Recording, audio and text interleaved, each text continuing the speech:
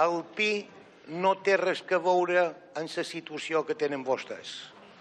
I menys en so majoral que acaba de xerrar, que manda feines però ell no s'hi ferra. Dit això, presidenta, vostè és conscient que el seu portaveu, que seu darrere vostè, va dir que tal dia com avui aquesta crisi de que no hi havia president al Parlament, estaria arreglada, i és evident que això ja no és un bunyol, això és un desgavell.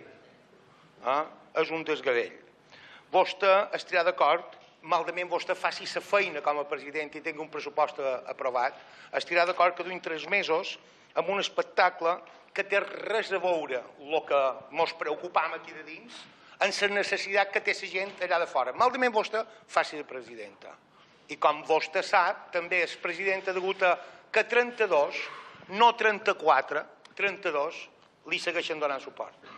Davant d'aquesta institució que vostè forma part d'aquests grups que han donat suport, el PI li demana que com ho valora que avui no tinguem encara una presidenta o un president.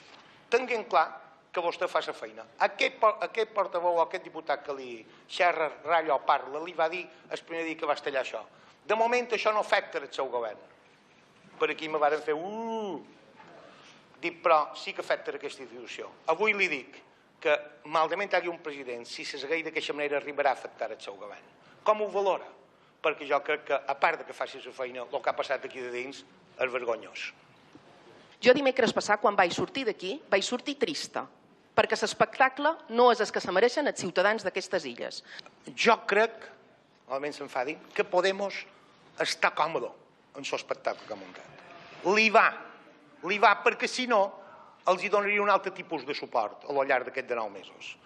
Els va tenir-los a damunt l'ambre, molt distintes d'aquest grup de diputats i diputades, que som 3, que li han votat a favor dels pressupostos de treball, serveis socials i territori, que s'han estesos a 4 seccions més i han votat en contra de 3. Estem per col·laborar, han demostrat una forma distinta. En canvi, Podemos, el seu estat natural és a veure si la té damunt l'ambre tot el temps.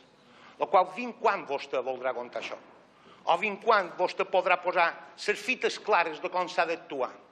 Perquè hi ha una qüestió molt clara. Governar en partits inestables du a situacions inestables. I aquests 90 dies és una situació inestable que han provocat vostès, per bregues amb les seves excompanyeres.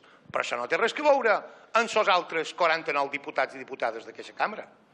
Aquí hi ha un culpable més que els altres, que són vostès, i uns altres responsables que, lògicament, agafen el PSIP, agafen els 2 partits de més.